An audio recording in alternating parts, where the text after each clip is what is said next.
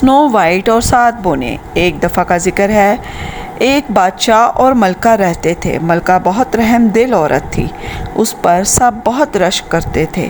ان کے ہاں کوئی اولاد نہ تھی۔ ایک دن وہ بیٹھی تھی کہ کھڑکی سے ایک پرندہ آیا اور کچھ کہنے لگا۔ ملکہ ایک کپڑے پر کڑھائی کر رہی تھی، ڈر گئی۔ ایک دم سوئی اس کے ہاتھ پر لگی اور خون کا قطرہ گرا جو کہ برف پر گرا تو وہ ایک بچہ بن گیا۔ وہ بہت خوش ہوئی۔ اللہ نے اسے بیٹی عطا کی جو کہ بہت خوبصورت تھی۔ ملکہ اس دنیا میں نہ رہی۔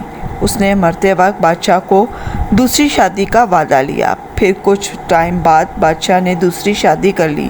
وہ بڑی ظالم عورت تھی اور جادوگرنی بھی تھی۔ وہ کالا جادو کرتی تھی، بادشاہ کو بھی اپنے قابو میں کیا ہوا تھا اور دیوار پر ایک آئینہ بھی لگا ہوا تھا۔ اس سے ہر روز پوچھتی کہ دنیا میں کون سب سے زیادہ خوبصورت ہے۔ وہ کہتا کہ سنو وائٹ بہت خوبصورت ہے۔ اسے بڑا غصہ آتا۔ اس نے شکاری کو بلایا اور کہا کہ شہزادی کو جنگل میں لے جاؤ اور مار ڈالو، اس کا دل نکال کے میرے پاس لاؤ۔ وہ شہزادی کو لے گیا، اسے ساری بات بتا ڈالی اور کہا کہ آپ یہاں سے دور چلی جاؤ۔ شہزادی چلی گئی۔ اس نے ایک جانور کا دل نکالا اور ملکہ کو دے دیا۔ ادھر شہزادی چلتی گئی، اسے ایک گھر نظر آیا۔ اندر گئی، وہاں کھانا میز پر لگا ہوا تھا۔ اس نے اس میں سے کھانا کھایا اور بستر پر جا کر سو گئی۔ جب 7 بونے گھر آئے تو حیران ہو گئے کہ کھانا کون کھا گیا اور خوبصورت لڑکی سوئی ہوئی ہے۔ وہ بھی وہاں بیٹھ گئے۔ صبح جب شہزادی اٹھی تو اس نے ساری داستان سنائی۔ بونوں نے کہا کہ تم یہاں ہمارے پاس ہی رہو، ہم کام کر کے آئیں تو تمہیں کھانا بنا کے رکھنا۔ اس نے مان لیا۔ ملکہ ایک بار پھر آئینہ سے پوچھا بتاؤ کون زیادہ خوبصورت ہے؟ تو وہ بولا سنو وائٹ دور بونوں کے ساتھ رہتی ہے۔ اسے بہت غصہ آیا، سیب میں زہر ملایا اور بوڑھی عورت کا بھید بدل کر چلی گئی۔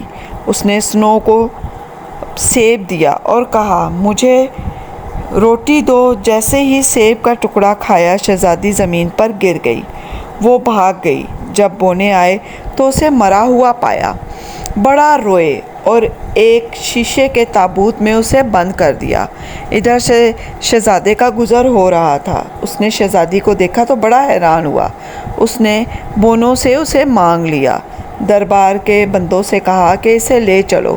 راستے میں انہیں جب ٹھوکر لگی تو شہزادی کے منہ سے زہریلے سیب کا ٹکڑا نکل آیا منہ سے اور وہ زندہ ہو گئی۔